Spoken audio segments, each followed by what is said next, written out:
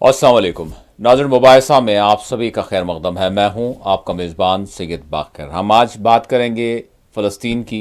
हम बात करेंगे गज़ा में जारी क़त्ल आम के हवाले से। माह सितंबर का महीना, जिसमें अक़वाम मुत्तहिदा के जनरल असम्बली इजलास के आगाज़ के हवाले से, यानी जो फ़लस्तीन के मामले पर, फ़लस्तीन की सूरत हाल पर, गज़ा के क़त्ल आम को लोग जो दुनिया भर में देख रहे थे, कहीं ना कहीं इनकी जानिब से अक़वाम मुत्तहिदा के हवाले से अगरचे जानते हैं कि क्या होने वाला है, क्या हुआ है अब तक, लेकिन इसके बावजूद एक कहीं ना कहीं एक उम्मीद, एक कुछ तवक्का कि शायद कुछ अक़वाम मुत्तहिदा के ज़रिए होगा, क्योंकि बहुत सारे यूरोपीय ममालिक ने भी फ़लस्तीन को बहैसियत रियासत, बहैसियत एक आज़ाद रियासत के तौर पर तस्लीम करने का ऐलान किया था।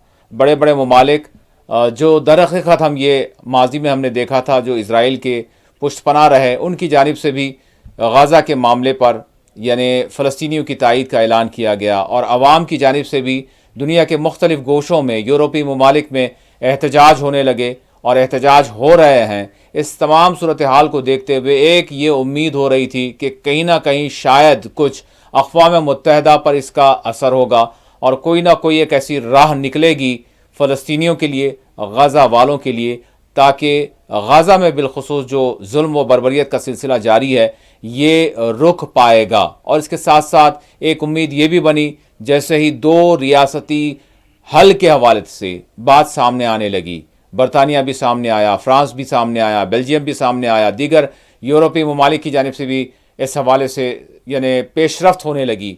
तो बहरहाल आज हम बात करेंगे फ़लस्तीन की, गज़ा के क़त्ल आम के हवाले से। अक़वाम मुत्तहिदा के जनरल असम्बली इजलास में किसने क्या कहा, किस तरह की क़रारदादें अब तक मंजूर हुई हैं, और आगे के हवाले से माह अक्टूबर के हवाले से क्या उम्मीद की जा सकती है, इस पर हम बात करेंगे। अभी तक की अगर हम गज़ा की सूरत हाल की बात करें तो कोई दिन ऐसा नहीं जा रहा जिस दिन गज़ा में निहत्ते मासूम फ़लस्तीनियों की जानें ना जा रही हों।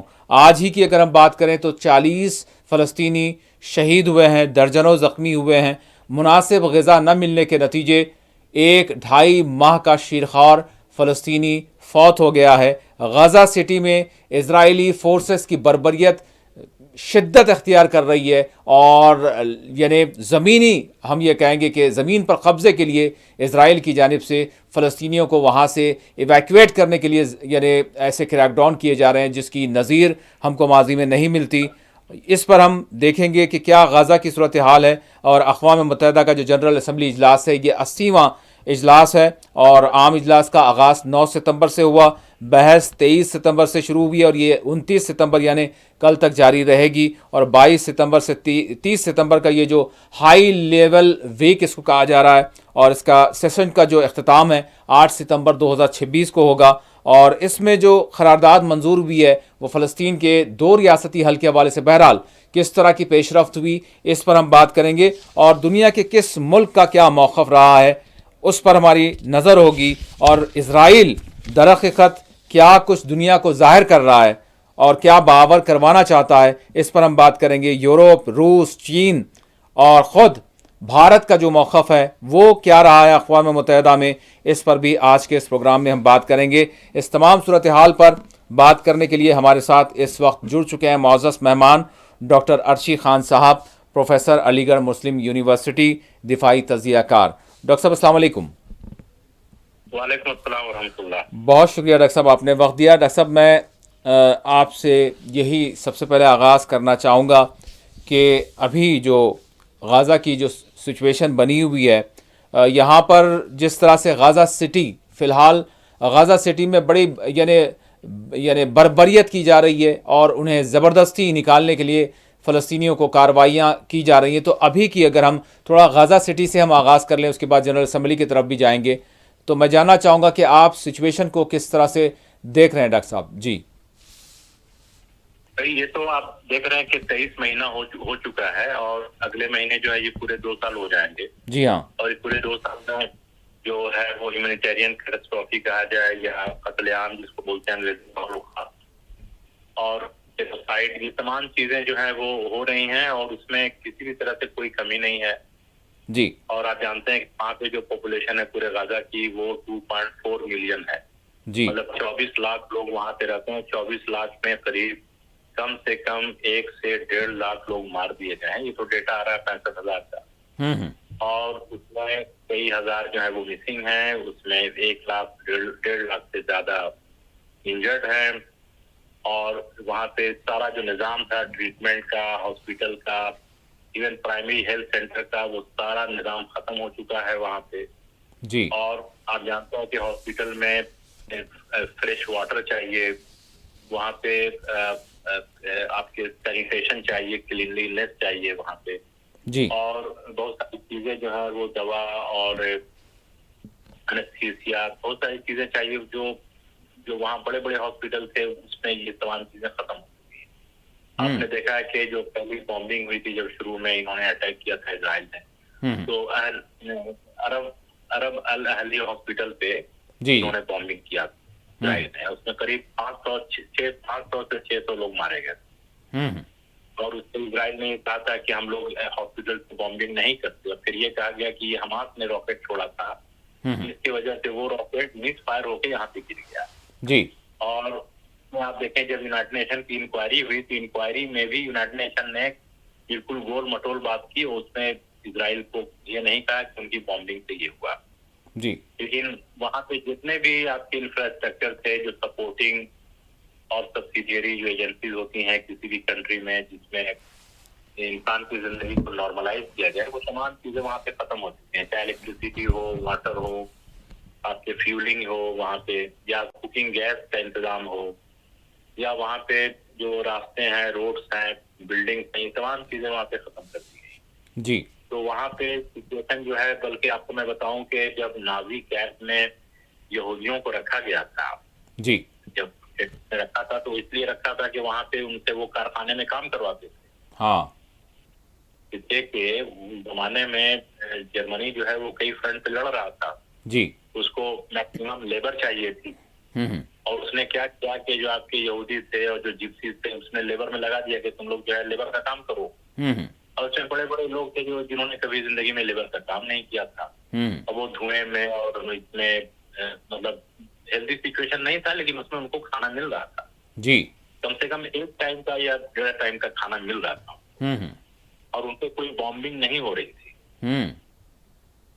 तो अगर उससे भी आप कंपेयर करें तो उससे भी बहुत ही खराब सिचुएशन है जो आपके वहां पे हो रही है। जी। जो लोग खाने इमदाद के लिए जा रहे हैं, अपने पैकेट लेने के लिए, वहां पे वो मार दिए जा रहे हैं। जिनको कहा गया कि इवैक्यूएट कीजिए, वो दूसरी जगह मुंतकिल हो रहे हैं, तो वहां पे उनके जो है बॉम्बिंग हो रही है। तो ऐसे हालात कभी भी किसी भी वॉर सिचुएशन में नहीं थे, चाहे वो इराक वॉर हुआ हो या आपके जो जापान पे एटम बॉम्ब गिराया हो, वहां पे भी एक बार बॉम्ब गिरा दिया, दो बॉम्ब गिरे थे हिरोशिमा और नागासाकी पे। जी। जी। लेकिन यहाँ पे तो हर दिन बॉम्ब गिराया जा रहा है। आपको याद होगा भी ऐसे ऐसे जहाज यहाँ पे इस्तेमाल हो रहे हैं। F-35 जो सबसे पावरफुल जहाज है, जो किसी के पास अभी वो कोई इस्तेमाल नहीं कर रहा सिवाय इजराइल के। टर्की में को भी कहा गया था कि उसको मिलेगा ये F-35, और टर्की उसमें पार्टनर भी था, फिर टर्की को भी निकाल दिया गया उसमें। जी। जी। तो F-35 का जो इस्तेमाल, जो जहाँ इसका इस्तेमाल वार सिचुएशन में करना चाहिए था, यहाँ पे तो एक ऐसे लोगों पे आप बॉम्ब कर रहे हैं जो कि कुछ छोड़कर जी। हम तो उनके पास भी जो वेपन है उस तरह के नहीं है जो आमतौर पे पुलिस वालों के पास होता है। जी। जी डॉक्टर साहब, अब मैं आप इजाज़त दें तो मैं दूसरे नंबर पे आपकी कर सकता हूँ, क्योंकि आवाज़ तो कुछ नेटवर्क प्रॉब्लम महसूस हो रहा है। हाँ ठीक है, कीजिए। जी, आप बिल्कुल। नाज़रीन, हम डॉक्टर साहब से बात कर रहे हैं और ज़रूर उनसे हम ये कोशिश करेंगे कि जो जिस तरह से नेटवर्क में थोड़ा सा कुछ मसला आ रहा है, तो डॉक्टर साहब से हम दूसरे नंबर से उनसे रब्ता करेंगे। जिस तरह से हम बात कर रहे हैं फ़लस्तीन के हवाले से और गज़ा की जो बनी हुई सिचुएशन है इस हवाले से, तो देखने वाली बात यही है कि अक़वाम मुत्तहिदा का जो जनरल असम्बली इजलास है वो चल रहा है, लेकिन हम क्या उम्मीद कर सकते हैं कि अक़वाम मुत्तहिदा की जानिब से जो कुछ क़रारदादें मंजूर की जाएंगी, या अभी तक जो 2 रियासती हल के हवाले से बात की गई है उस पर क्या कुछ अमल हो सकता है। और फिर बुनियादी तौर पर बात यही है कि क्या फ़लस्तीनियों को बिलखुसूस गज़ा के लोगों को राहत मिलेगी, क्या गज़ा के लोगों पर जिस तरह का क़त्ल-ए-आम उनका जारी है, क्या वो रोका जा सकेगा, ये बहुत सारी चीज़ें हैं जिसको देखने की ज़रूरत है। बहरहाल हम डॉक्टर साहब से रब्ता कर रहे हैं और ज़रूर हम उनसे बात करेंगे और ये उनसे ज़रूर जानना चाहेंगे कि क्या जनरल असम्बली के इजलास में जिस तरह से फ़लस्तीन की रियासत को मंजूर करने की बात की जा रही है, क्या इससे कुछ फ़लस्तीनियों को राहत मिलेगी, क्या गाज़ा वालों को राहत जी मैं मिलेगी? बताऊं, जी डॉक्टर साहब। जी डॉक्टर साहब। इस पे भी आवाज वैसे ही है क्या? हाँ, अब ठीक आ रही है डॉक्टर साहब। शायद दरमियान में कुछ नेटवर्क का कुछ इशू आ रहा था। अच्छा। जी। अगर आप तो वो जो ईयरफोन अगर लगाए हुए हैं आप, अगर वो निकाल दें तो शायद हो सकता है ठीक आवाज़ आपकी मिले। ईयरफोन लगाए क्या? नहीं, आप अभी लगाए हुए हैं या निकाल लिया है आपने? ना ना, मैं डायरेक्ट फोन से बात कर रहा हूँ। हाँ, तो ठीक है डॉक्टर साहब। अभी शायद कुछ दरमियान में नेटवर्क प्रॉब्लम हुआ था। अभी तो साफ़ आ रही है आवाज़। जी प्लीज़। आपकी आवाज तो साफ है। जी जी जी। जी डॉक्टर साहब, आप प्लीज़ कंटिन्यू करें। जी प्लीज़। तो मैं वही कह रहा था कि जो वहाँ पे हालात है गाजा में, जी जी। वो कहीं भी आप यहाँ से 4,000 साल पहले, 3,000 साल पहले चले जाएं। हम्म ग्रीस में बहुत सारी जंग हुई, ईरान में जंग हुई, आपके पूरे मिडिल ईस्ट में जंग हुई। हम्म इस तरह के कोई भी एग्जाम्पल्स आपको पैरेलल एग्जाम्पल्स नहीं मिलते हैं जो अभी वहां पे हो रहा है। हम्म। मैंने पहले भी आपके टीवी प्रोग्राम में बोला था कि ये वॉर नहीं है बल्कि वन साइडेड अटैक है। हाँ ये वॉर तो दो स्टेट के बीच में होती है, गाजा तो स्टेट है नहीं, जी या बिल्कुल। वेस्ट बैंक भी है वो भी स्टेट नहीं है। जो स्टेट के पास जितनी चीजें उनके नेशनल डिफेंस के लिए होनी चाहिए थी वो तो है नहीं। अगर इसराइल से कंपेयर किया जाए हम्म आपको हमास की ताकत को, तो शायद 1% होगा ताकत में, जी जबकि इसराइल के पास तो भाई पूरी ताकत है, पॉलिटिकल सपोर्ट है, पूरे यूरोप का सपोर्ट है, पूरे अमेरिका का सपोर्ट है। जी जी। तो ऐसे सिचुएशन में देखा जाए कि जो गाजा की सिचुएशन है वो काफी अनथिंकेबल कहा जाए, हम्म अनइमेजिनेबल कहा जाए और अनएक्सप्लेनेबल कहा जाए। हम्म। मतलब इसको डिफाइन नहीं किया जा सकता है। जी और उससे भी ज्यादा जो अफसोस की बात है कि ये चीजें उस वक्त हो रही हैं जब हम कहते हैं कि भाई हम इंटरनेट के एज में हैं, ग्लोबलाइजेशन के एज में हम्म। हैं, और हम जो है साइबर एज में जा रहे हैं जी और हम आर्टिफिशियल इंटेलिजेंस के एज में आ गए हैं। मतलब बहुत ही एडवांस स्टेज चल रहा है इंसान का, हाँ। जी हाँ। है ना। ये लोग क्लेम करते हैं कि वर्ल्ड जो है बहुत छोटा सा हो गया और कोई भी चीज आप मंगा सकते हैं, कहीं से भी कोई चीज खा सकते हैं, और वर्ल्ड में कहीं भी आदमी आसानी से एक दूसरे से बात कर सकता है, फेसबुक है, सोशल मीडिया है। जी तो तब ये कहा जा रहा है कि इंसान जो है वो काफी तरक्की कर गया। और ऐसे सिचुएशन में जो है सारे दुनिया की जो बड़ी बड़ी ताकतें वो देख रही हैं, बल्कि देख रही नहीं बल्कि उनको वेपन भी सप्लाई कर रहे हैं और उनको सपोर्ट भी कर रहे हैं। जी और बहुत मुश्किल से जो है जब वहां पे आपके यूरोप में जब वहां के लोगों ने एहतजाज करना शुरू किया, जी।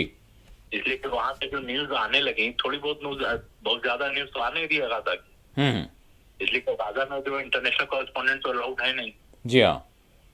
और जो फलस्तीनी जो कॉरेस्पॉन्डेंट थे उसमें से 270 लोगों को तो मार दिया गया। हाँ 10 से 12 जो है स्टेट, जी। और 10 से 12 जो है या 20 के लगभग डिसअपियर्ड है। तो उसके अलावा जो न्यूज आती थी ह्यूमैनिटेरियन, जी जो अनरवा जो था, United Nation Relief and work agency, हाँ हाँ। तो 75 साल से वहां पे काम कर रहा था फलस्तीनियों के बीच में। इसलिए फलस्तीनी ज्यादातर जो रिफ्यूजी है, अपने ही जमीन में रिफ्यूजी है वो, जी हाँ। और वो यूनाइटेड नेशन ने क्रिएट किया था उसको। तो अनरवा का जो सेंटर था वो करीब 400 जगह पे उसका डिस्ट्रीब्यूशन सेंटर था। जी जी। तो जो लोग डिस्ट्रीब्यूट करते थे तो बहुत सारे हालात उनको पता होते थे कि कहाँ पे क्या हो रहा है, तो वो भी एक तरह से रिपोर्टिंग करते थे, उनको भी रिपोर्टर माना जाता था। जी जी। वो तो अनरवा को तो इन्होंने बंद कर दिया। उसके अलावा जो अनरवा के भी जो स्टाफ थे 300 के लगभग, तो वो मार दिए गए। इसके अलावा वहां पे जो सिविल डिफेंस वाले लोग थे जिनका ये काम था, कहीं बॉम्बिंग किया इसराइल, लोग घायल हो गए, मलबे में दबे हुए हैं, हाँ हाँ। तो उनको उठा के लाते थे वो, तो वो लोग भी रिपोर्ट करते थे, लोगों को बताते थे कि भाई ऐसी सी बात। अब उन लोगों का भी जो है जाना ना मुश्किल हो गया। इसके पास उनके पास फ्यूल भी नहीं है, मतलब गाड़ी चलाने के लिए तो आपको पेट्रोल या डीजल चाहिए। जी हाँ। और उनमें भी कई लोग, कई 100 मार दिए गए, जर्नलिस्टों को मार दिया गया। तो जो जिस लेवल का इंफॉर्मेशन आना चाहिए था वो इंफॉर्मेशन अभी आ नहीं रहा है। जी जी। वहाँ बहुत सारी चीजें हो रही हैं। अगर वो सारी इंफॉर्मेशन लोगों को मिल जाए तो कई लोग जो है वो मतलब उनको नींद नहीं आएगी, मतलब जो रियल ह्यूमन बीइंग है, हाँ। जो रियल ह्यूमन बीइंग है, जो वाकई में इंसान है, तो उनको अगर ये दिखाया जाए वहां पे क्या हो रहा है तो वो सो नहीं पाएंगे रात में। तो ऐसे सिचुएशन में जहाँ पे पूरी दुनिया एक तरह से डिजिटल वर्ल्ड की बात कर रही है जी, और वहाँ पे खुलेआम जो है इस तरह से वहाँ पे जेनोसाइड हो रहा है और पूरी दुनिया खामोश, मैं तो खामोशी कहूंगा, इसलिए कि रिकॉग्नाइज करने से होगा क्या? भाई आपका मरीज तो मर गया, आप उसको आप आईसीयू में डालिए या उसको इंजेक्शन दीजिए, मरीज तो मर गया है जी। अगर वो जब जिंदा था तो आपको इलाज करना चाहिए था। तो जो जिस लेवल का वहां पे डिस्ट्रक्शन हुआ है, जहाँ पे 2000 से ज्यादा फैमिली फुल्ली वाइप्ड आउट, तो जो गाजा की जो हेल्थ मिनिस्ट्री है जी, उसके डेटा को आप लेंगे तो कम से कम 2000 फैमिलीज, एक फैमिली में आप रख लीजिए 10 से 12 लोग। जी जी। तो कितने लोग हो गए? पूरी फैमिली की फैमिली खत्म, एक आदमी नहीं बचा हुआ। ओहो जी। उसका कंपनसेशन कौन लेगा और कौन लेगा उसका कंपनसेशन? भाई हिटलर ने जो किया यहूदियों के साथ, तो आज तक जर्मनी जो है वो उसको कंपनसेशन दे रहा है लोगों को। जी हाँ। और इराक ने भी जो अटैक किया था कुवैत पे, और कुवैत को जो नुकसान हुआ था, तो इराक गवर्नमेंट के तेल को यूनाइटेड नेशन बेचता था और उसी पैसे से जो लोगों को वहां पे डैमेज हुआ था वो दिया गया। जी जी। है तो अब यहाँ पे जो जिन लोगों का मकान गिरा है, जो बर्बाद हुए, जिनके जो फिजिकली डिसेबल्ड हो गए परमानेंट, जी, जिनके लोग मार दिए गए, उनका कंपनसेशन कौन देगा? वो तो इजराइल को देना होगा। क्या इस पे कोई बात नहीं हो रही? आपको याद होगा जी जी। भाई लीबिया पे इल्जाम लगा था कि एक अमेरिकन एयरलाइंस को लीबिया ने मार गिराया। हाँ। और उसमें आपके अमेरिकन थे या इजरायली थे, जो भी थे, 200 से 300 लोग। जी।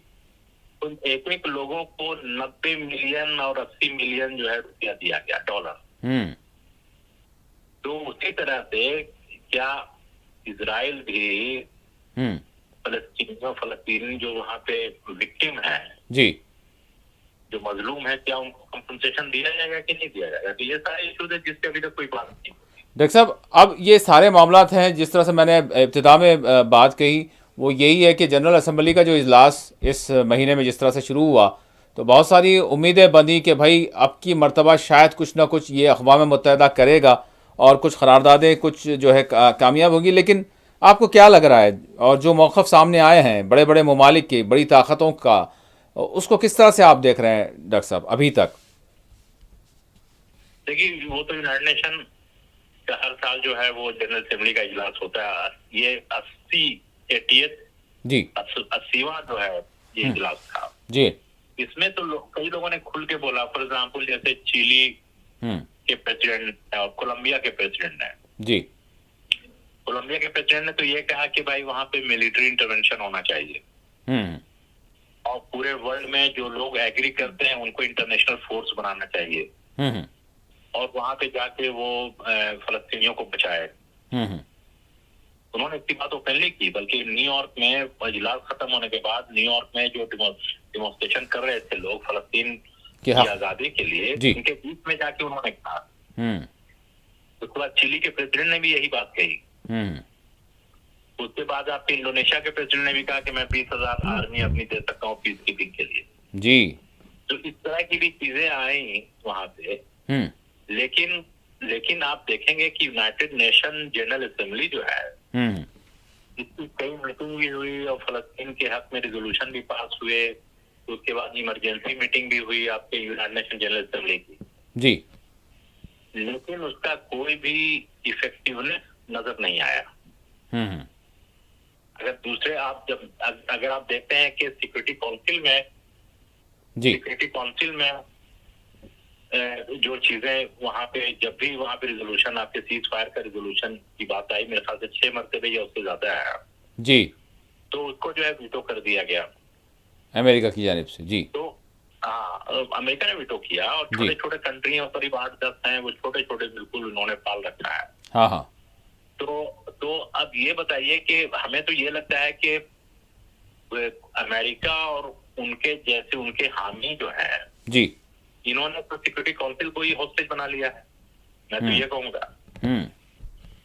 तो ये तो होस्टेज ही हो गया ना। भाई जो सिक्योरिटी काउंसिल और यूनाइटेड नेशन का क्याम इसलिए किया गया था कि कोई भी मजबूत मुल्क कमजोर मुल्क को नहीं सताएगा। जी हाँ, जी हाँ, और कमजोर मुल्क की आजादी को मजबूत मुल्क उसकी आजादी को की पामाली नहीं करेगा। इसीलिए तो बनाया गया था यूनाइटेड। बिल्कुल बिल्कुल। लेकिन ऐसा तो हुआ नहीं भाई। इराक तबाह हो गया, सीरिया तबाह हुआ, लीबिया तबाह हुआ, येमेन को जो है बर्बाद किया गया, ईरान पे जो है मुसलसल उसको जो है दबाया जा रहा है, उस पर सैंक्शन लाया जा रहा है। जी। तो ये तमाम कंट्रीज हुई हैं, लेकिन जो वहां पे उसी खित्ते में जो जिसने पूरे खित्ते में दहशतगर्दी फैला रखी है, हाँ। मैं नाम नहीं ले रहा हूँ, उसमें कोई एक्टर नहीं है जी, जिसने 3-4 मुल्कों की जमीन को कब्जा कर रखा है जी, इसने फलस्तीनियों को तबाह कर दिया, घर से निकाल दिया, बर्बाद कर दिया, जिसने ईरान के बड़े बड़े लीडरों को मार दिया खुफिया तौर पे जी। तो भाई उनके खिलाफ तो कोई एक्शन नहीं हुआ, कोई जो है कदम नहीं उठाया गया। तो इससे ये पता चलता है कि जो अक़वाम मुत्तहिदा है, हालांकि वो एक बड़ी अच्छी चीज है, तो कुछ हो सकता था लेकिन उसको नाकारा बना दिया गया। जी। और नाकारा बनाने में जो सबसे आगे है वो अमेरिका है। डॉक्टर साहब, ये कितनी बड़ी सितम ज़र्फी है। और मैं आप जी एक मिनट जी जी। देखिए, यूनाइटेड नेशन को होस्टेज बन गया अमेरिका का। अमेरिकन एडमिनिस्ट्रेशन है वो होस्टेज है आपके लॉबी का। लॉबी समझ रहे होंगे जी। जो लॉबी है वहां पे अमेरिका में, लॉबी ने होस्टेज बना रखा अमेरिका को। और जो अब आप देखिए कि फायदा अल्टीमेटली किसको हो रहा है? लॉबी वालों को हो रहा है। जी। लॉबी जिसके लिए काम कर रहा है उसको हो रहा है। इसलिए आपने देखा होगा कि पूरी दुनिया एक तरफ और लॉबी वाले के जो चहेते हैं वो एक तरफ। हाँ बिल्कुल। हालांकि ये इतनी बड़ी ताकत नहीं है कि इसको रोका नहीं जा सके, बहुत आसानी से रोका जा सकता है। तो इसकी मिसाल मिली है इसलिए कि जब इन्होंने, इसलिए कि अब देखिए, ये जहां इनके सामने कोई चीज होती है, आपने ये देखा, आपको मैं एक चीज इंपॉर्टेंट बात बताता हूँ। जी जी। यूनाइटेड नेशन की इसकी किसने की? इजराइल ने की, अमेरिका ने की नेशन में, जबकि यूनाइटेड नेशन से फायदा इसी मुल्क ने ज्यादा उठाया। जी भाई इराक को तबाह किया यूनाइटेड नेशन ने, यूनाइटेड नेशन ने तबाह किया और आपकी अमेरिका ने तबाह किया। लेकिन ये पूरी दुनिया जानती है कि लॉबी ने ही इराक को तबाह करवाया। जी। पूरी दुनिया ये जानती है कि येमेन को और सीरिया को और लीबिया को उसी लॉबी के वालों ने ही तबाह करवाया। जी। उन्होंने इस्तेमाल किया अमेरिका को। तो अब उससे फायदा तो उसको हो रहा है, लेकिन उसको कंट्रोल किया जा सकता है, ऐसा नहीं। भाई ईरान की जो जंग हुई 12 दिन की, हाँ, ईरान तो सीज फायर नहीं कर रहा था। जी। सीज फायर तो इन्होंने ही किया ना। जी हाँ। और तो इनको अंदाजा हो गया सत्वर है ये। जी हाँ। लेकिन अफसोस की बात यह है कि लोगों में साइकोलॉजिकल लेवल पे बैठ गया, या ये कहा जाए इंफिनिटी कॉम्प्लेक्स आ गए, या ये कहा जाए खुद अपने ही दिमाग में, जी, मतलब बगैर डरे डर गए वो। हाँ। तो जब ये सिचुएशन आ जाती है तो इसमें तो फिर मुहासबा करना चाहिए, अपने आप को सोचना चाहिए कि क्या हो रहा है।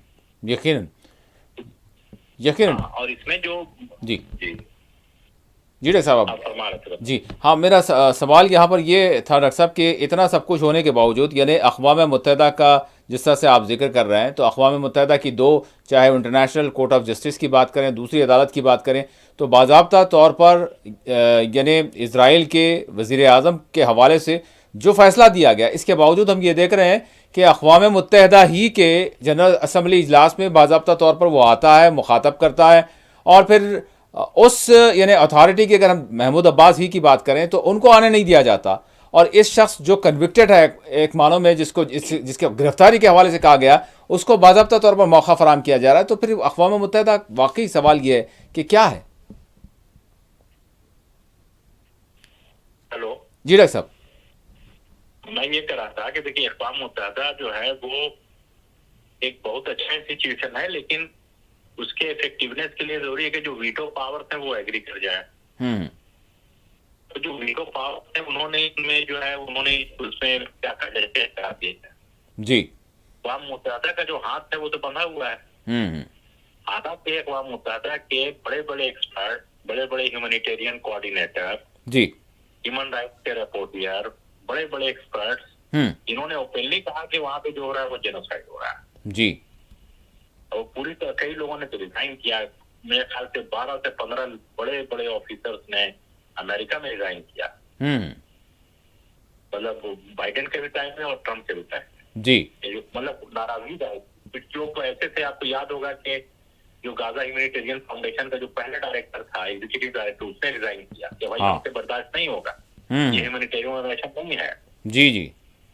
उसके बाद एक आपकी ग्रीन बेल्ट जो बहुत ही एक्सक्लूसिव मतलब स्पेशल फोर्स, जो एक साहब थे जिन्होंने ज्वाइन किया था ये गाजा ह्यूमैनिटेरियन फाउंडेशन को, उन्होंने जो है डिजाइन किया।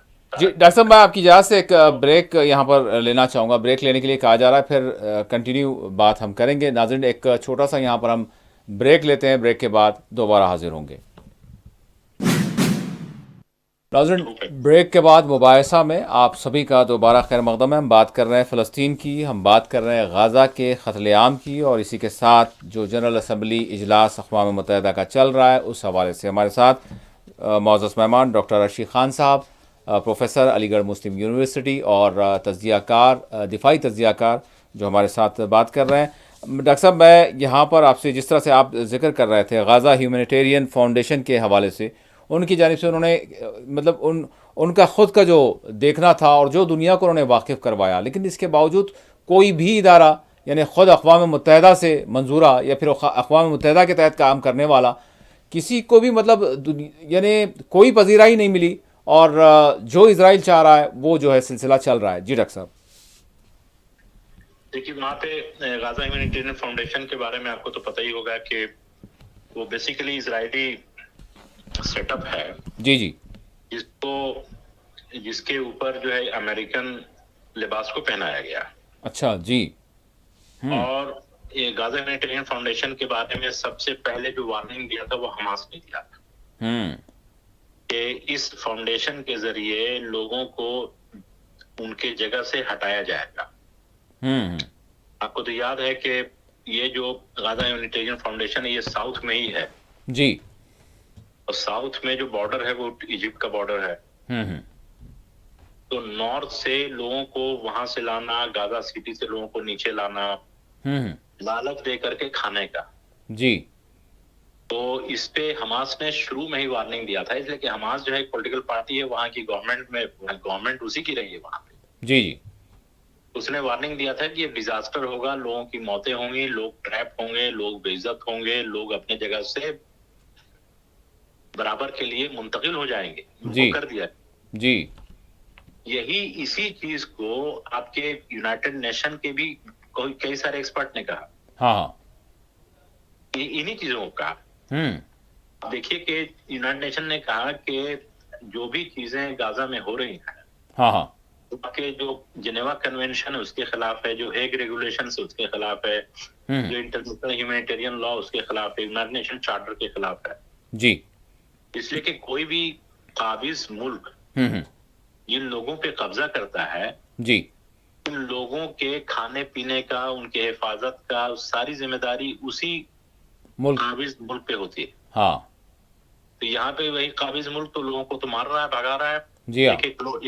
एक ही फैमिली जो है पता नहीं 10 मरतबे 20 मरतबे एक जगह से दूसरी जगह भागना पड़ रहा है। इसको इन्होंने नाम दिया है इवैक्यूएशन।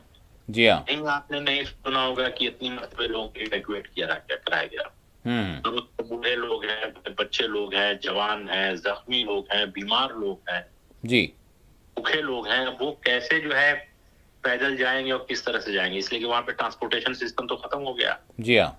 फ्यूल है नहीं, कोई भी सेफ जोन है नहीं। हम्म, तो और आप सिर्फ कोई भी मुल्क दहशतगर्दी के नाम पे या कोई ऐसे लोग जो आम लोग हैं, हम्म, मिलिटेंट लोग हैं, अगर आप हमास को मिलिटेंट ही मानते हैं, जी, उसके बेसिस पे आप पूरे पॉपुलेशन को जख्मी नहीं कर सकते, मार नहीं सकते।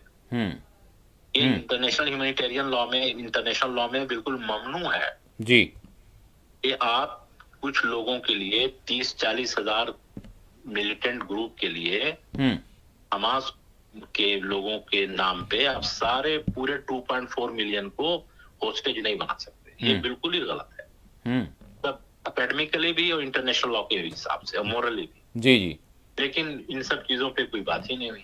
हम्म, अब ये जो गाजा और जो वहां पे जो 75 साल से काम कर रहा था अनरवा, जी हाँ, United Nation Relief and Work Association, अनरवा एसोसिएशन एजेंसी, हम्म, तो वहां पे इसके बहुत सारे आउटलेट थे, इसकी इनके स्कूल्स थे, हॉस्पिटल्स थे, खाने के डिस्ट्रीब्यूशन सेंटर्स थे। जी, इन 5 चीजों को बंद कर दिया गया। हम्म, बल्कि यही नहीं, इजराइल ने अनरवा को कहा कि ये टेररिस्ट ऑर्गेनाइजेशन है, हाँ, ये टेररिस्ट ऑर्गेनाइजेशन है, और बल्कि इसमें टेररिस्ट इन्वॉल्व है। फिर ये कहा गया कि उसमें हमास के लोग हैं इन्वॉल्व। हम्म, हम्म, बिल्कुल ही मतलब कि गलत गलत चीज बात, थी। और आप ये देखिए कि वहां पे जब गाजा ह्यूमैनिटेरियन फाउंडेशन को लाया तो आज तक, आज के डेट में कम से कम 10,000 लोग तो जख्मी हुए हैं, जो वहां पे फूड एड लेने के लिए, जो फूड का पैकेट लेने के लिए आ रहे थे। जी, तो 10,000 के लोग तो ज्यादा जख्मी हुए हैं। बच्चे भी हैं, औरतें भी हैं, बूढ़े भी हैं, जी, नौजवान को तो छोड़ दीजिए। तो वहां पे 2,500 से 3,000 लोग तो मार दिए गए। जी, सब वो चीजें हैं जिनको काउंट किया गया, जो काउंट नहीं हुआ है उस पर कोई इंफॉर्मेशन नहीं है आपके पास। उसके बाद अनरवा के जितनी भी चीजें थी उसको डिसमेंटल कर दिया गया वहां पे। जी, अगर आप देखेंगे वहां पे कि जो अनरवा आपके जो गाजा ह्यूमैनिटेरियन फाउंडेशन के जो लोग आ रहे थे हाँ, हाँ, और जिनकी जो जख्मी हुए हैं, तो उनकी आप देखिए वहां पे जब रिसर्च हुआ जी, और रिसर्च किया आपके डॉक्टर्स विदाउट बॉर्डर्स, जो फ्रांस का ऑर्गेनाइजेशन है, जी, जी, तो वो जो गन शॉट्स हैं, हम्म, गन शॉट्स के जो जख्म है वो या तो सर पे हैं, हेड पे, हम्म, या गर्दन में, हम्म, या सीने में, जी, या पेट में, या लोअर लिम में। हम्म, तो इसको डॉक्टर्स विदाउट बॉर्डर्स ने ये कहा कि ये फायरिंग कोई रैंडम फायरिंग नहीं है। जी, हम्म, जो गाजा ह्यूमैनिटेरियन फाउंडेशन में जो अमेरिकन प्राइवेट सिक्योरिटी कॉन्ट्रैक्टर हैं, जी, इन्होंने बहुत ही एम लेकर के मारा है, जिसको बोलते हैं एनाटॉमिकल एनाटॉमिकल प्रिसीजन। हम्म, तो बिल्कुल ऐसे देख करके मारा इस तरह से। मतलब ये हुआ कि जहां पे जख्मी हो रहे हैं लोग, जी, या तो वो मर जाएगा या ऐसा जख्मी होगा कि वो जिंदगी उसकी बेकार हो जाए। हम्म, और उसके बाद आप देखेंगे कि खुद जो है इजराइल का जो पार्लियामेंट है, केनेसेट, जी, उसने कानून पास किया कि अनरवा जो है ये टेररिस्ट ऑर्गेनाइजेशन है। हम्म, तो ये न सिर्फ गाजा में बंद हुआ बल्कि वेस्ट बैंक में भी इसको बंद कर दिया गया।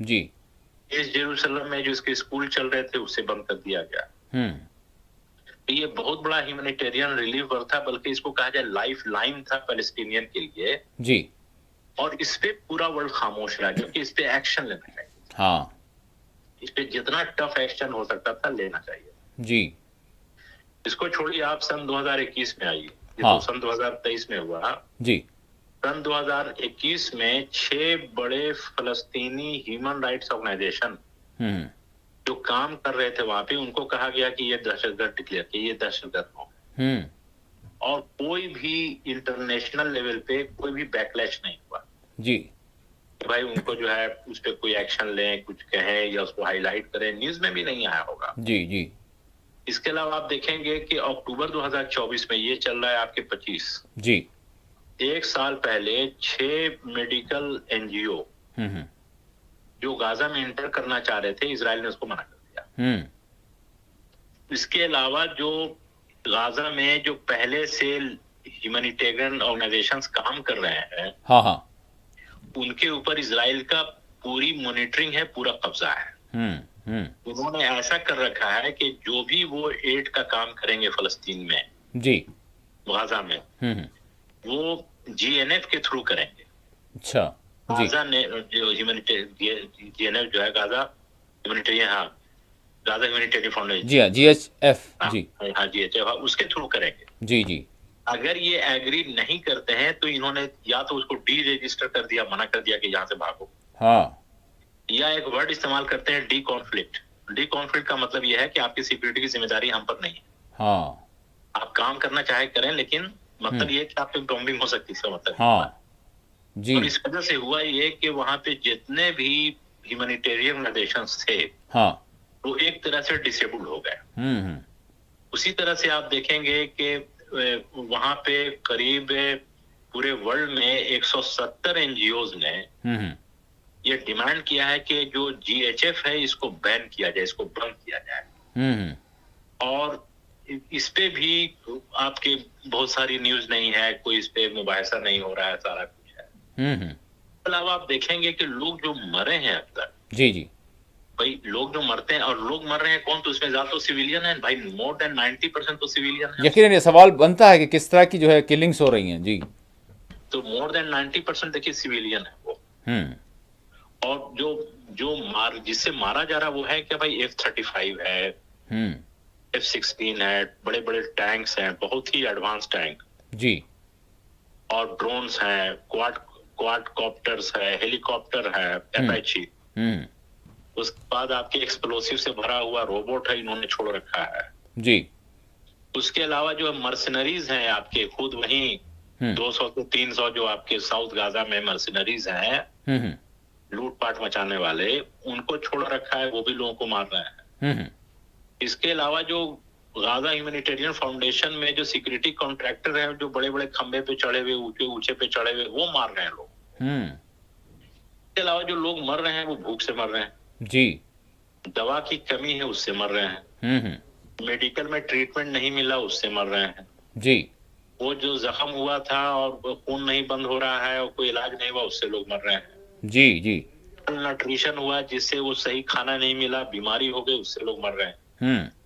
इसके अलावा जो वहां पे है आपके फ्यूल नहीं, इलेक्ट्रिसिटी नहीं, पानी पीने का जो साफ होना चाहिए था वो नहीं, सैनिटेशन नहीं, मेडिसिन नहीं, ट्रांसपोर्टेशन नहीं। तो ये तमाम चीजें ऐसी हैं जो इससे ये मतलब आप ये समझिए कि अगर फलस्तीन के जगह पे कोई और लोग होते जी तो वो कई बहुत पहले ही वो जगह को खाली कर दिए होते। हाँ ये बात ऐसी सिचुएशन है। आप कोई भी देखिए, कोई भी नॉर्मल आदमी नहीं, जानवर भी नहीं वहां पे रह सकता है। हाँ बिल्कुल। तो आपने फुटेज भी देखा होगा, फोटो में हाँ हाँ आ रहे होंगे, मतलब उसमें चलने की भी जगह नहीं है।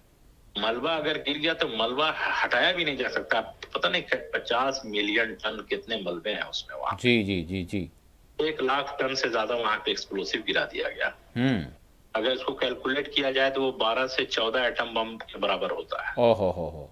एक छोटी सी जगह पे निहत्थे लोगों पे, सिविलियन लोगों पे, कमजोर लोगों पे, जहाँ पे 80% से ज्यादा लोग बिलो पॉवर्टी लाइन है, हाँ जो ऑलरेडी 2007 से झेल रहे हैं, नाकाबंदी उनपे की हुई है, कोई खाना नहीं है, मतलब पूरा इकोनॉमिक सैंक्शन है इनके ऊपर। हाँ वो बाहर जा नहीं सकते हैं जी, अंदर में घुट घुट के रह रहे हैं। तो ऐसे लोगों पे आपने जो है इतनी बॉम्बिंग की और सारा कुछ किया, और उसके अलावा उसके बाद भी लोग जो है जहां अगर कोई बात होती है या अगर यूनाइटेड नेशन ने कुछ कहा तो आप टेररिस्ट का सपोर्ट कर रहे हैं। जी जी आप यूरोपियन यूनियन ने जो है वहां के कुछ मेंबर्स ने रिकॉग्नाइज करना शुरू किया कि भाई हम रिकॉग्नाइज कर रहे हैं कि पैलेस्टीन स्टेट है।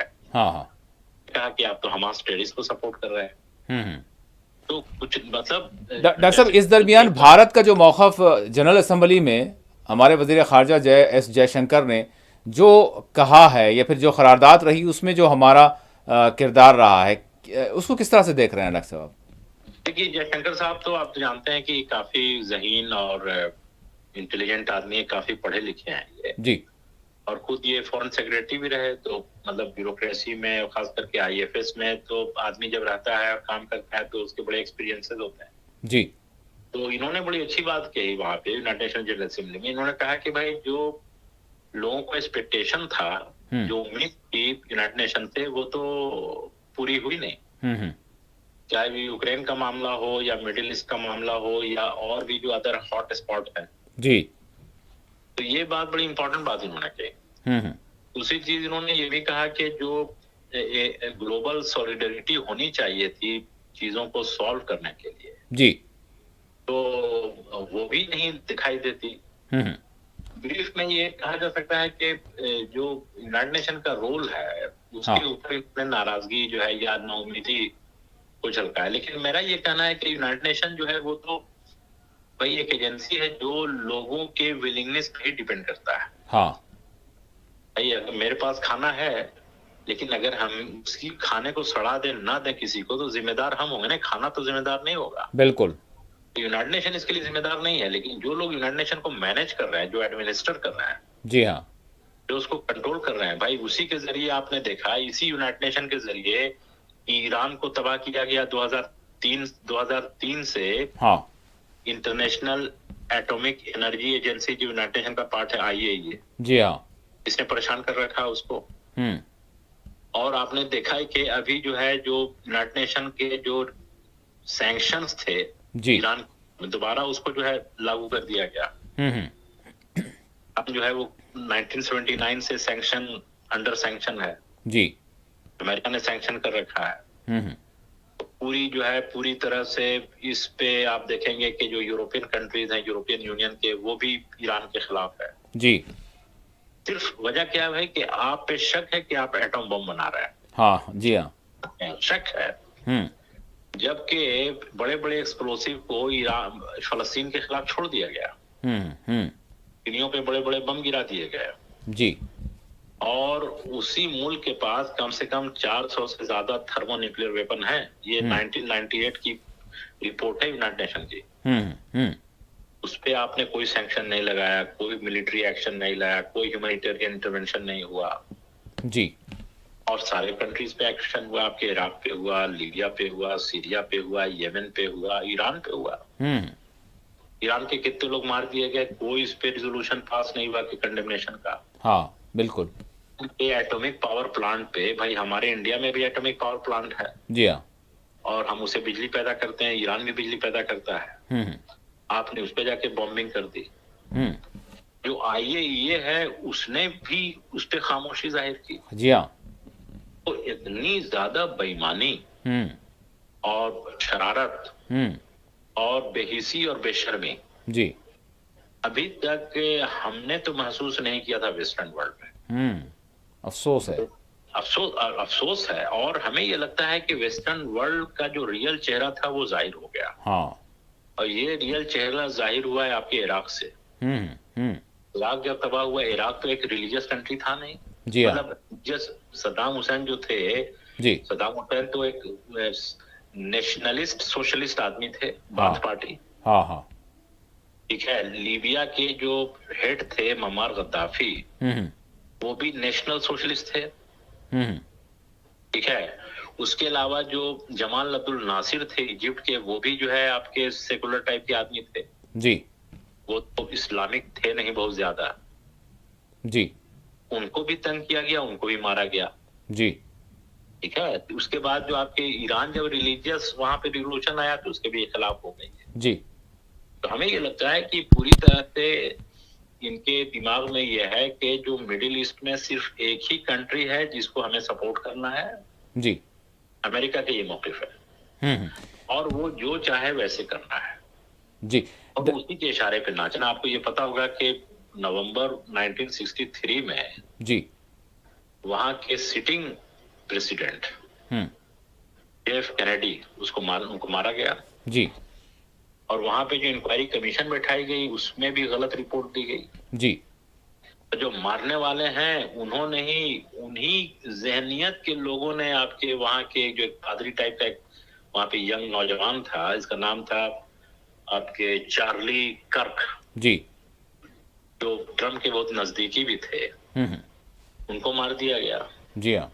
अभी हाल में। और उसपे ये कहा गया कि भाई ये जो है लेफ्टिस्ट ने लोगों ने मारा है, क्योंकि वो राइटिस्ट आदमी था तो लेफ्टिस्ट ने मारा है। जी। तो ये कहा गया कि नहीं, इस्लामिक फंडामेंटलिस्टों ने मारा है, इसलिए कि वो प्रो इजरायली था। हालांकि चार्ली कर्क जो था उसने अपने बयान में इधर कई महीनों में उसने नेतन्याहू को क्रिटिसाइज करना शुरू किया। जी। इजराइल को भी क्रिटिसाइज करना शुरू किया। हाँ। कि गाजा में जो भी हो रहा है वो जेनोसाइड है, वो बिल्कुल गलत है, नहीं होना चाहिए। हम्म। और नेतन्याहू ने जब इसको दावत दी नाश्ते की तेल अवीव में, तो ये नाश्ता करने का दावत कबूल नहीं किया इसने, जी जी जी। मार दिया गया। हम्म। तो ये तो भाई बिल्कुल सामने है ये चीजें। जी जी।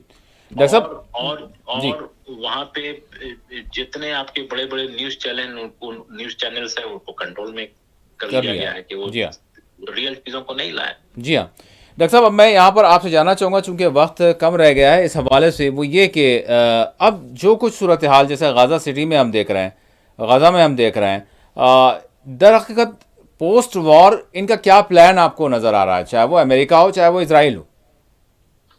देखिए, पोस्ट वार जो सिनारियो है इसमें, तो जो टोनी ब्लेयर है, जो कि खुद मैं तो कहूंगा वार क्रिमिनल है ये आदमी। टोनी ब्लेयर ही जो आपके प्राइम मिनिस्टर था ब्रिटेन का, यूनाइटेड किंगडम का, हाँ हाँ। और इसी ने जो है काफी झूठ का सहारा लिया कि इराक जो है वो वेपन्स ऑफ मास डिस्ट्रक्शन बना रहा है, हाँ हाँ। और उसके पास है, और उसमें इसने बहुत जो है बढ़ चढ़ के हिस्सा लिया इराक पे अटैक करने में। हम्म। यही आदमी है जिसने आपके ये पोस्ट वार प्लान जो है बनाया है। जी। और ये वो लोग हैं जो आपके लॉबी से बड़े करीब हैं, हम्म। और नेचुरली इनकी मुलाकात जो है आपके कुछ महीने पहले ट्रम्प से भी हुई। जी। तो ये टोनी ब्लेयर का ही प्लान है, बल्कि मैं ये कहूंगा कि ये बेसिकली इजराइल का प्लान है, अमेरिका का प्लान है, और ब्रिटेन का प्लान है। ये तमाम ऐसे लोग हैं जो इनको कजिन कहा जा सकता है, ये आपस में कजिन है, हम्म। और एक ही पेड़ के कई ब्रांचेस कहा जा सकता है इनको। हाँ हाँ। तो ये जो टोनी ब्लेयर है, यही कहा जाएगा कि 5 साल के लिए वहां पे जी। एक हुकूमत लाई जाएगी गाजा, गाज़ा में। जी। जिसका नाम होगा गीता। अच्छा। गीता का मतलब Gaza International Transitional Authority. Gaza International Transitional Authority. हाँ, जी जी। Gaza International Transitional Authority GITA. हम्म। और ये जो है एक बॉडी होगी जो सुप्रीम बॉडी होगी, पॉलिटिकल और लीगल। हाँ। अब ये हुआ कि कानून बनाना भी इसका पावर होगा, और कानून फैसला और डिसीजन मेकिंग भी होगा, और उसको एग्जीक्यूट करना, उसको नाफिज भी करना, ये पूरी इसकी अथॉरिटी होगी। हाँ। और ये 5 साल के लिए होंगे, और इनकी जो ऑफिस होगी वो आपके ऑपरेट करेगी इजिप्ट में, जो मतलब कि बॉर्डर के पास। वो गाजा में नहीं होगा, बल्कि गाजा के बॉर्डर से ही नजदीक का जो एरिया इजिप्ट में है, वहां पे ये बेस्ड होगा। हाँ। और इनके साथ साथ ये इंटरनेशनल मल्टीनेशनल फोर्स बनाई जाएगी, जी। जिसमें यूनाइटेड नेशन के फोर्स की पीस कीपिंग वाले होंगे, और गल्फ कंट्रीज के होंगे, अरब कंट्रीज। हाँ हाँ। और ये जो है वहां पे जब तक स्टेबल सिचुएशन नहीं होता है, वो ये लोग काम करेंगे।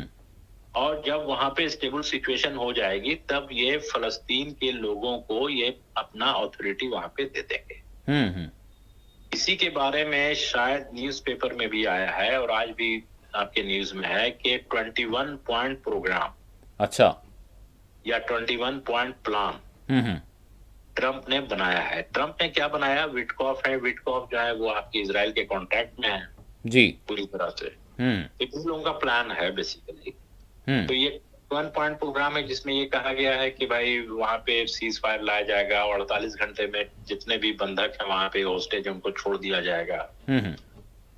और उसके अलावा जो है वहां पे जो इंटरनेशनल फोर्स बनाया जाएगा, और ये होगा, ये तमाम चीजें जो अभी मीटिंग हुई थी 3-4 रोज पहले जी, यूनाइटेड नेशन जनरल असेंबली के मीटिंग के साइड लाइन में जो मीटिंग हुई थी, जिसमें 7 कंट्री थे और ट्रंप थे। जी जी। 7 कंट्री में 2 कंट्री थे आपके टर्की और पाकिस्तान, इसके अलावा इंडोनेशिया जी, और आपके 4 वो अरब, जिसमें जॉर्डन और यूएई और कतर और सऊदी अरबिया। जी जी। और उसमें जो है आपके सेक्रेटरी ऑफ स्टेट भी बैठे हुए थे, और ये भी थे, ट्रम्प थे। और उसमें जो है इसको सर्कुलेट किया गया है 21 पॉइंट प्लान को। हाँ। और लेकिन इसकी जो वजाहत है ये कहीं नहीं आई है, अभी तक हमें नजर नहीं आई। अच्छा जी। और इस पे जो लोग वहां पे बैठे हुए थे मीटिंग में, उन्होंने भी जाहिर नहीं किया कि क्या क्या बात हुई। सिर्फ ये कहा कि मीटिंग बड़ी पॉजिटिव रही, बड़ा फ्रूटफुल रहा, बड़ा अच्छा रहा। और इसके बाद ये कहा गया कि अब जो है ट्रम्प के जो एलची है वो अब इजराइल जाएंगे, उनसे मिलेंगे, उनसे डिस्कस करेंगे। ये चीजें हो रही है। इसमें ये भी एक गलत चीज है, वो ये है जी कि कहा गया है कि हमास को डिसआर्म किया जाएगा।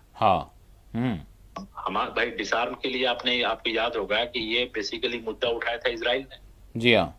भाई हमास अगर डिसआर्म हो रहा है तो आप अपने आप को भी डिसआर्म कर लीजिए। जी हाँ। आपके जितने बॉर्डर सिक्योरिटी फोर्स है वहां से हटा लीजिए। तो बिल्कुल वन वे कहा जाए, एक तरफा चीजें चल रही है। भाई हमास को ये इस तरह से ट्रीट करें जैसे वो टेररिस्ट ऑर्गेनाइजेशन है। हाँ जी हाँ। जब हमास टेररिस्ट ऑर्गेनाइजेशन सारे पैलेस्टीनियन टेररिस्ट हो गए फिर। बिल्कुल। हमास वहाँ पॉलिटिकल पार्टी है, हिजबुल्लाह पॉलिटिकल पार्टी है, उनकी हुकूमत है, उनके एमपीज है वहां पे जी। आप उसको कैसे कह देंगे? यकीन। डॉक्टर साहब हमारे पास 2 मिनट है, मैं आपसे जानना चाहूंगा कि इजराइल जिस तरह से दुनिया को बावर करवा रहा है, जो कुछ कह रहा है, अब भी उसकी जो कोशिश है वो दरहकीकत क्या है, उसको किस तरह से देखते हैं आप? मतलब कितनी सच्चाई पर मबनी है? क्या वो जो है, क्या वो मुद्दे हैं जिसकी वजह से वो जो है कुछ बता रहा है और अमेरिका उसकी जो है तायद कर रहा है? देखिए, अमेरिका तायद नहीं कर रहा। मैं तो ये कहूंगा कि अमेरिका में ही इजराइल बैठा हुआ है। जी हाँ। और अमेरिका जो है पूरी तरह से गिरफ्त में है लॉबी के। वो है करीब 30-40 साल से, जब से वहां पे कैनेडी की मौत हुई है, जब से कैनेडी को मारा गया। जी जी। तो अब जो मामला है वो फलस्तीन की जो आजादी है, ये आपके कोलंबिया के प्रेसिडेंट ने कहा, बड़ी अच्छी बात कहा। ये कहा कि कोलंबिया के प्रेसिडेंट ने ये कहा, अमेरिका में खुद कहा और अपने यहाँ भी कहा। ये कहा कि जो फलस्तीन की आजादी है वो सिर्फ फलस्तीनियों की नहीं है, ये पूरे उन लोगों की आजादी है जो अपने आप को आजादी से जिंदा रहना चाहते हैं। आजादी ये पूरे ह्यूमैनिटी की आजादी है। बड़ी इंपॉर्टेंट बात बताई। बिल्कुल। तो अब आप देखेंगे कि अब सिचुएशन ये आ रही है कि बहुत सारे जो यूरोपियन कंट्रीज इनके हाथ बंधे हुए हैं, वहां के लोग एहतजाज कर रहे हैं, भाई मुंह खोलो, आजाद हो। ये जो लॉबीज वाले हैं, लॉबी ने जो इनको जकड़ रखा है जी, इससे आजाद होना है अमेरिका को, इससे आजाद होना है नेटो को, आजाद होना आपके यूरोपियन यूनियन के बहुत सारी कंट्रीज को जी, इससे आजाद होना है बहुत सारे गल्फ के कंट्रीज को, अरबों को, और भी जो दीगर इनके हिमायती हैं उनसे आजाद होना है। तो ये पूरे ह्यूमैनिटी का इशू है। इसलिए कि आज अगर फलस्तीन के साथ जो हो रहा है वो फिर किसी भी दूसरे लोगों के साथ हो सकता है। तो ये काफी इंपॉर्टेंट इशू है। अगर इसको एड्रेस नहीं किया गया, या तो यूनाइटेड नेशन करे या रशिया करे, या अगर कोई नहीं करता तो ईरान करे। तो जब तक कि इसको एड्रेस नहीं किया गया, पूरी ह्यूमैनिटी खतरे में पड़ेगी। इसलिए कि जिस तरह से चीजें सामने आई हैं और जिस तरह से बड़े बड़े हथियार सिविलियन के खिलाफ इस्तेमाल किए गए हैं जी, ये फिर एक न्यू नॉर्मल बन जाएगा। तो ये अगर न्यू नॉर्मल बन गया तो फिर हमें लगता है कि फिर ह्यूमैनिटी जो है वो पूरी तरह से क्राइसिस नहीं बल्कि क्योस में आ जाएगी। बिल्कुल डॉक्टर साहब, इसी नुक्ते से मैं अगले प्रोग्राम में ज़रूर आपसे जानना चाहूँगा कि क्या जब ये सारी चीज़ें ख़त्म हो रही हैं, मतलब सारी उम्मीदें अगर ये नहीं किया जाता है, जिस तरह से आपने कहा कि सारी ह्यूमैनिटी, सारे दीगर ममालिक भी जो है इस वक्त यानी ग़ुलामी के तौक उनके गले में पड़े हुए हैं, जब तक ये नहीं निकालेंगे, अगर इनको यानी ये जो फ़लस्तीन का मामला है, गज़ा का मामला है, इसको हल नहीं किया जाता तो आने वाले जो दिन है वो बड़ी मुश्किल के हो सकते हैं सबके लिए। तो क्या सवाल मेरा ये होगा, और इसी से हम आगाज़ करेंगे, कि क्या दुनिया जो है एक और बड़ी जंग के दहाने पर आ चुकी है? बहुत बहुत शुक्रिया डॉक्टर साहब। आइंदा प्रोग्राम में ज़रूर जो है इस हवाले से आपसे ज़रूर जानूंगा। बहुत शुक्रिया। नाज़रीन, इसी के साथ खुसूसी प्रोग्राम मुबाहिसा अपने अख्ताम को पहुँचता है। अल्लाह हाफ़िज़।